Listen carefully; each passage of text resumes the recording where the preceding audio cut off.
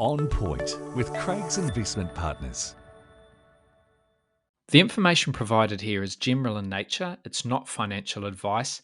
It doesn't take into account your financial situation, objectives, goals, or risk tolerance. All investments are subject to risks and none are guaranteed. So before you make any investment decisions, we recommend you contact an investment advisor. For more information about our services in that regard, you can go to our website, which is craigsip.com. Welcome to On Point. I'm Mark Lister, Investment Director at Craig's Investment Partners, and I'll be talking about a range of topics, including economics, portfolio strategy, investor education, and anything else that's happening out there in financial markets.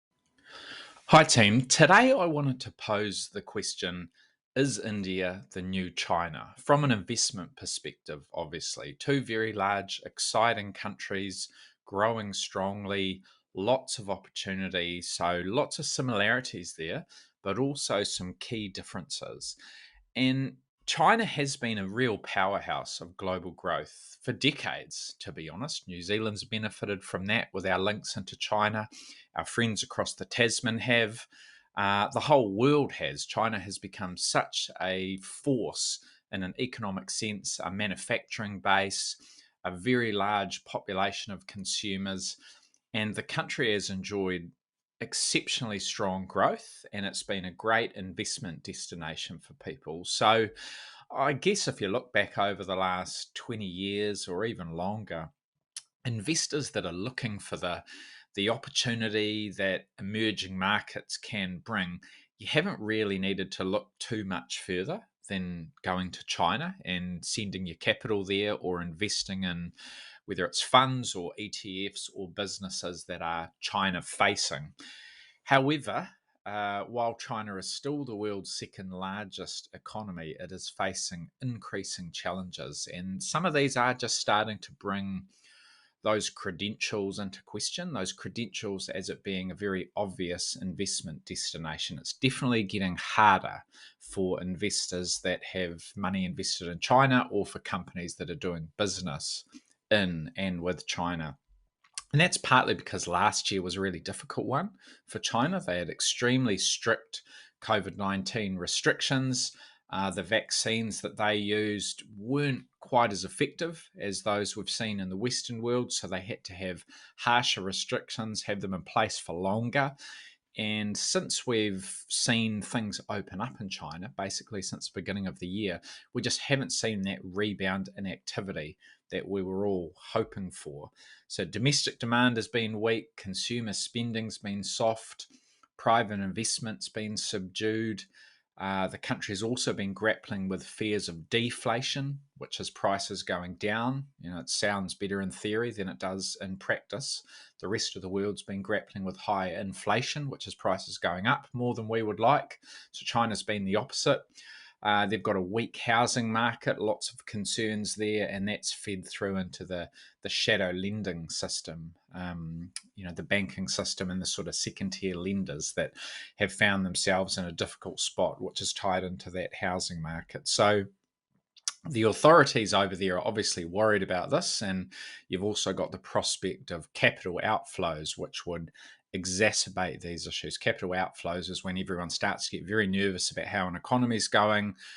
They want to move their money elsewhere. They start to see the potential for currencies falling, so they want to get out before that really happens or goes even further. So all of these things are making life difficult for China at the moment. And I think the long-term growth story is still very attractive for China, and I think they probably will solve a lot of these issues because they do have a lot of levers to pull in terms of the government being very much in control of many parts of the economy. However, it might be a slightly bumpy ride, and they might just have a slightly lower growth profile than they have in the past over the next little while at least. And in contrast, you look at India, and India really is shaping up as quite an attractive place to do business as well as invest your capital. It's already overtaken China as the world's most populous country, with the most people.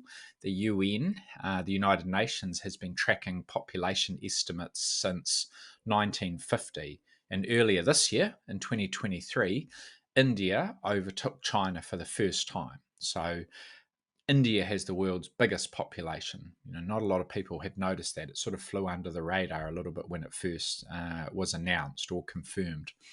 So this population in India of 1.4 billion people, which is a lot of people, that really is the cornerstone of that Indian investment case, because these people are all getting wealthier, and they will be a real force in terms of growth and consumption in the years and decades ahead. So if you look at GDP per capita, and GDP is sort of your total economic output, and if you look at it per capita, it's GDP or economic output per person. In India, this is sitting between 2,000 and 2,500 US dollars per person. And in China, that level is pretty much where China was in about 2006, 2007. So 15 years ago, 16 years ago. China's obviously grown strongly since then. And in China, GDP per capita is approaching 13,000 US dollars. So India, much, much earlier in its economic growth cycle from that perspective. It's sort of where China was at, 15 or 16 years ago. And if we look back to that period, China experienced very strong growth. We need to be careful about making comparisons. India won't necessarily follow the exact same path. It might not have that stunning growth profile that China had over those years. And some would say that's a good thing, because it was maybe growth that has come back to bite them, because there could have been overinvestment or overstimulus in some parts of the economy. But those comparisons aside, I think what we do know is that India is embarking on a period of quite attractive growth from here on. So you've got that very large population, you've got favourable demographic trends, which is just the sort of mix of age groups and so forth. The whole world's got an aging population. New Zealand has, the Western world has, emerging markets have, China has. And part of that is the one child policy that I think was implemented 30 odd years ago. And that's sort of, they're now feeling the effects of that. India is in a slightly better space in terms of the demographic trends. So, because of all these things, I think it looks like India could well be in the early stages of a long-term boom, at the same time when China is probably ending one. There is still growth ahead for China, but it's not going to look nearly as attractive as we've seen in recent years. There was a few years there where China was pretty consistently growing in terms of its GDP and total size of its economy at about 10, 12, even as high as 14% per annum. And it's not growing nearly that fast now. Now they're aiming for sort of that 5% growth. So still very strong growth, still more attractive than the likes of New Zealand or some of the developed world. But compared to their own history, they are tapering off. And India just looks like it is potentially ramping up. So over time, that rising middle class will have more disposable income. They'll have more choices about where to spend that money. That'll boost consumption, all of that. And as a bit of an offshoot, I think that will drive financial inclusion, which means people begin to use more financial products and services. They take out loans, they take out mortgages, they use credit cards. I think looking at those 1.4 billion people, only about 5% of them even have a credit card. So you can just see there's exceptional growth in all sorts of parts of the economy, consumption, financial services. The offshoring of manufacturing is another post-COVID trend that I think will provide further benefits to the Indian economy. And we all saw the announcements from Apple earlier in the year, where they're moving more of their iPhone production to India, partly to diversify away from China. The COVID period caught a lot of companies out, because a lot of companies have relied on China for their manufacturing, and with China sort of falling into that that slump and being closed for a long period and having all of those issues with COVID and so forth, a lot of companies have realized, geez, we have put all our eggs in one basket in that sense, and we don't want to manufacture everything in China. We want sort of some components or some products to be made elsewhere, and India is a key beneficiary there.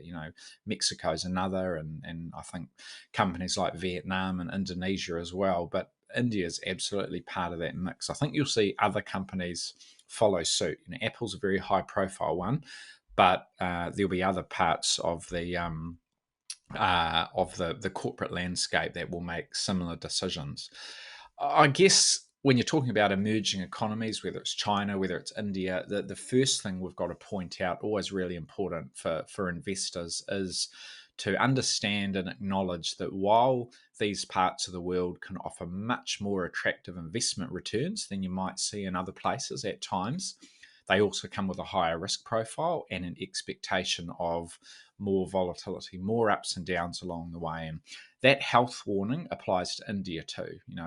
People that are invested in China or Chinese companies or industries that are China facing in other parts of the world, they have felt the effects of that. And I think that is just par for the course. That is how things will be. These parts of the world tend to have more geopolitical issues, more risks in that sense. They're not quite as well regulated, they're not quite as transparent, some more than others. And I think in that regard, India probably stacks up better than some, particularly when it comes to geopolitical risk. They have a less open economy and a less open market than others, which means they're not interacting as much with other parts of the world, which means less likelihood for tensions. It doesn't mean there won't be tensions or growing pains. There will, but there might be less of them. They're also a democratic republic. They have a parliamentary form of government. So in that sense, that's something we're used to. We understand it. India certainly has more in common with the Western world than the Chinese leadership style. Which seems to work for them, but it does add another layer of risk. You've seen that in the tech sector in China, where the authorities just come down really hard on some of those technology companies, the Alibabas, the Tencents, which just raises their risk profile. And some of those decisions and the way those decisions are made does make it quite difficult from an investment perspective. Whereas India's a bit more of the devil you know.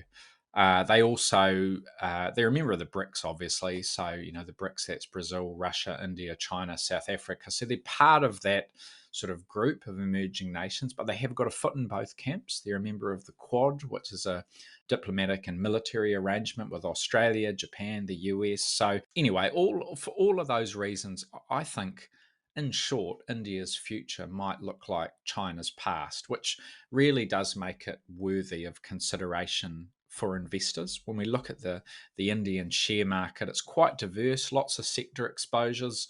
You've got consumption, you've got banking, you've got healthcare. All of those industries in India stack up well from a long-term perspective. The consumer's obviously at the heart of any investment there. But it is a part of the world that I think investors shouldn't ignore. I know China's still the behemoth when it comes to economic growth and activity, and in terms of its size and scale.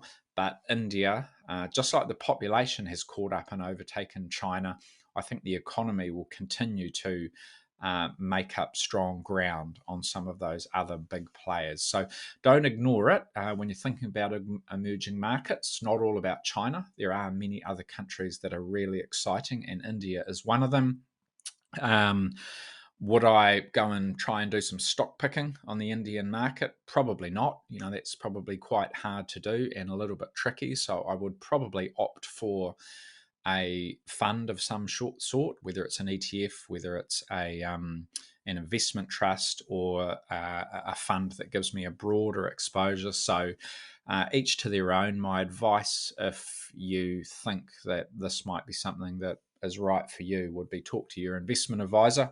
And I know all of ours at Craig are very well informed about the best ways to play markets that are sort of one step removed. Investing in India, just like China or any other market, is a step further than investing in New Zealand or Australia or the UK or the US, where it's very familiar to us and we understand sort of the regulation and so forth. So I won't delve any more into sort of how you do it. That's for people to discuss with their advisor and make sure they get some good guidance on that front.